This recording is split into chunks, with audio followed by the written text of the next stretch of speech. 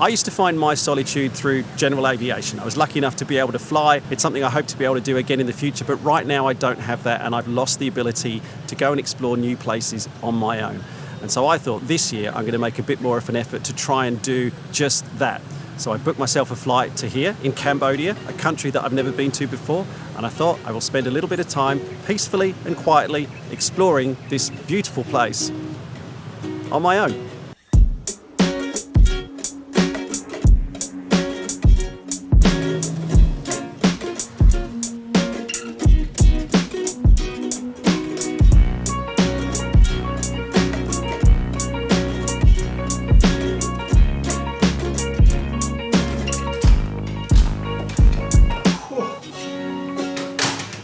Drove me here from the airport did warn me about this. He says it might start nice and cool in the mornings, but in Cambodia it gets super steamy in the afternoons. He wasn't wrong.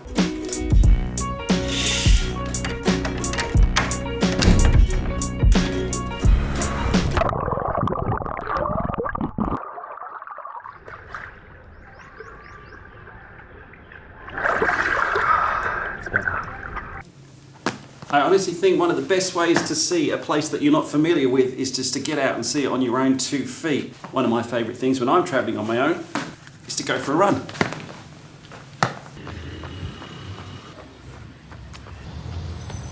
It's like everywhere you turn there's some elaborate gate or sculpture or temple. I'm not sure what that place was, but that was beautiful. Crossing the roads in Cambodia is an art form. You just have to go for it. That was easy. There was no one there. But generally there's about 30,000 motorcycles that you have to try and get through. And go.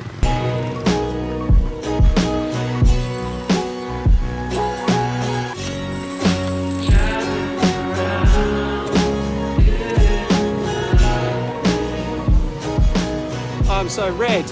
There's a place that I want to find around here called New Leaf Eatery. It's the place that I had looked up beforehand as a potential option for dinner. Oh, yes, yes. 100% will be coming here later tonight. Hello, kitty cat. What's going on?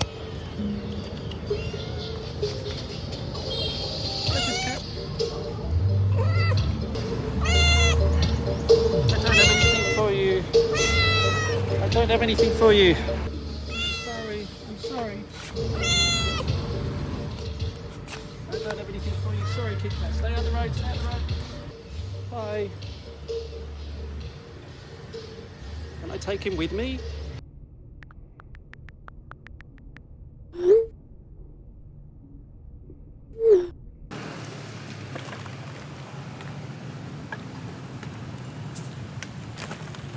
Last night I went back to my cafe. I had a really good meal actually in that place. Didn't see my cat again, unfortunately, but about halfway through the meal I just crashed. Probably because I had about 4 hours of sleep in the last 48 hours. So I just went home and went to bed about 7:30. Had the best sleep, which was good because this morning it's actually 5:35 as I record this in the quiet streets of Cambodia, because I'm heading north on my new bike, which I borrowed from the hotel, to do something that a lot of people do when they come to Siem Reap. I was a little bit pensive about doing this on my own, I will be honest. I wasn't sure what the state of the roads would be like. I wasn't sure what the lighting would be like, considering it's not sunrise yet. I wasn't sure what it would be like actually getting a bicycle. But first of all, the hotel gave me a bicycle as part of the package here. But if you want to hire a bike in Siem Reap, I was looking it up, it's $3 a day from a lot of places. Secondly, one second. Morning, thank you. Guy just watering the bike path. But secondly, it's really easy to cycle around here as well. I'm actually on a dedicated bike path. This is off the main road. This is separate to the main road. This is better than what we have in Melbourne. And thirdly, it's really well lit, as you can see. Yeah, if you're thinking about doing this, if you're coming to Siem Reap, do not hesitate.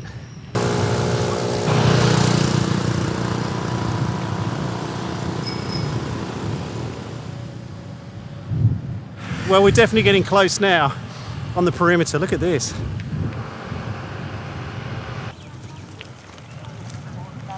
Just made my way through the gates. I bought my ticket online as well. You can do it through their website. It's very easy. Get a QR code, scan it, come straight through. I thought as well we'd have to park the bikes and walk in, but no. Love Cambodia. Oh wow, oh wow, oh wow. I've just seen. Stop talking, Steph.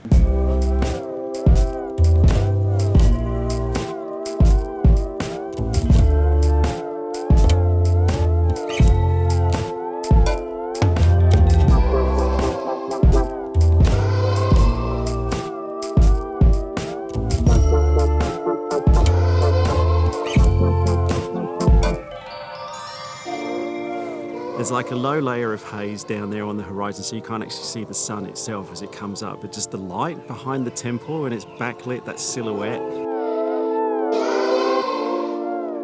I was really worried as well of coming down here on my own, especially because I don't deal very well when there's big crowds of people, and I did read online on certain websites that when you come to sunrise here at Angkor Wat, it's just slammed. There's just thousands and thousands of people, and it can be quite oppressive. It can actually take away from the experience itself. Let me just show you how many people are here with me watching the sunrise at the moment from this location.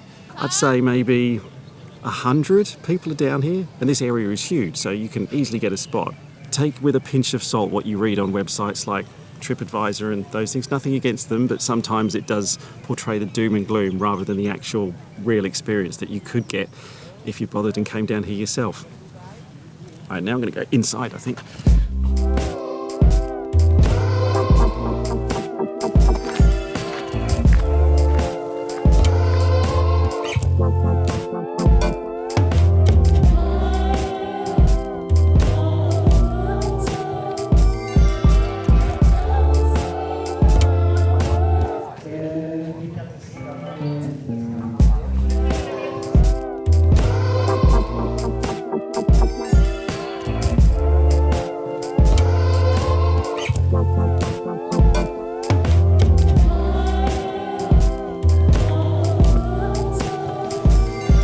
This place is so vast that even though there are thousands and thousands of people here probably right now, you can still find really quiet spots just chilling here for a little while. Another thing about travelling on your own, right, is that like pros and cons. There's always pros and cons. So you get the pros are you get to decide exactly what you want to do. Like today, I thought to myself, yeah, get up, see the sunrise here at Angkor Wat, come and have a look around the temple. I can just explore it entirely at my own leisure. I'm stopping, I'm taking pictures, I'm filming a few other bits for my other channel because I'm making a video about Krisflyer miles on that channel, so I've filmed a few bits there. Completely on my own schedule, no one telling me what to do. Downside of that is no one's telling me what to do, so you have to come up with all the ideas yourself when you're travelling on your own. You have to decide where to go, what to do, when to eat, where to stop. And sometimes it's quite nice when you've got a buddy with you to actually bounce off some ideas. But I think the power of deciding your own fate outweighs the hard work it takes sometimes to have to make those decisions.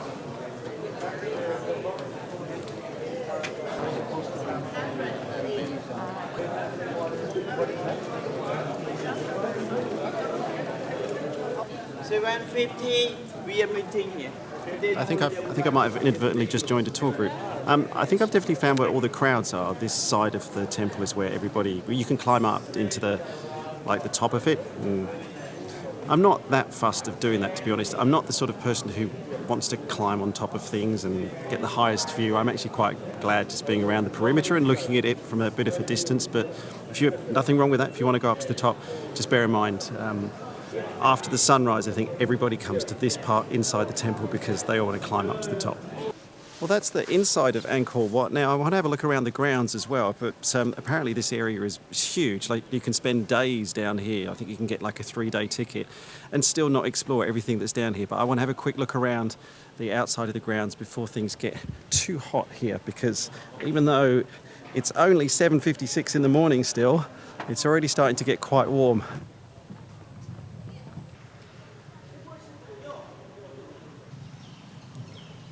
These look like some of the rocks that they're using, I think, for restoration. Look, you can see some of the carvings in the side. This is a good one. Look, before, after.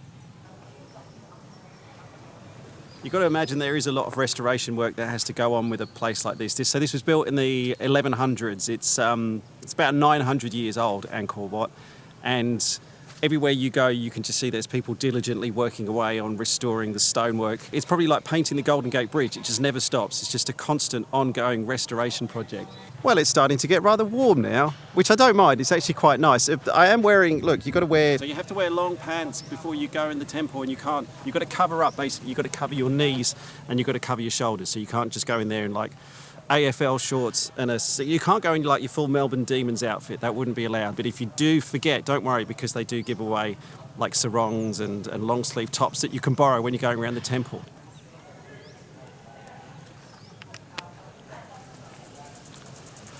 Just walking around the perimeter of Angkor Wat now. It's probably a good kilometre around the outside, I reckon. It's starting to warm up though. I think my time here at Angkor Wat might be done.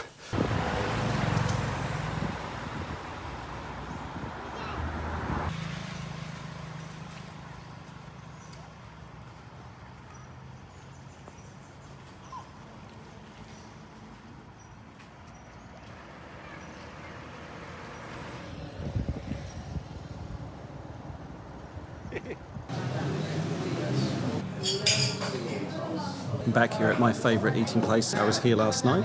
I'm back again this morning. Strong chance I'll come again tomorrow morning before going to the airport.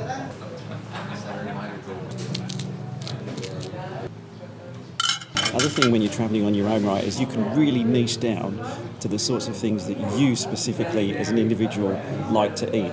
Like when I'm travelling with other people, it's great, of course, don't get me wrong, but you do tend to say, what do you feel like for dinner time? What do you want to eat? What do you feel like? What are you in the mood for? Whereas when you're travelling on your own, you just think, I want smashed avocado and tofu, and you find somewhere that does it.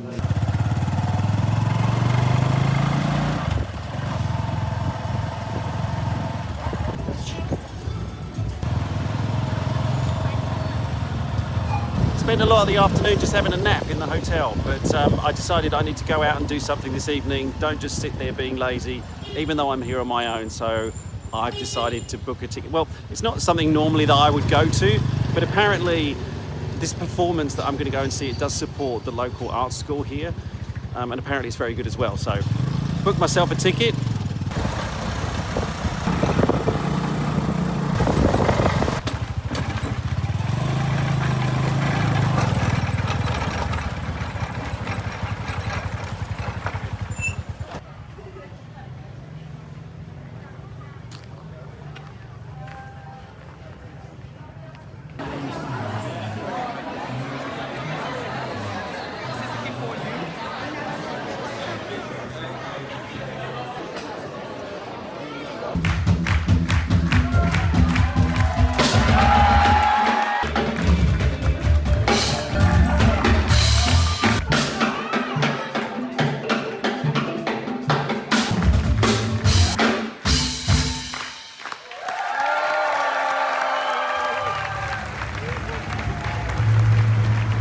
I'm all for trying new things, but I truly believe if you are travelling on your own and you find somewhere that you like, there is absolutely nothing wrong with going back to that place and just sticking to what you know. Like, for example, say you found a restaurant that serves good food, a variety of food, so you can get different things each time you go, but it's 7 minutes from your hotel and you want to go there 3 times in a day and a half. Absolutely nothing wrong with that.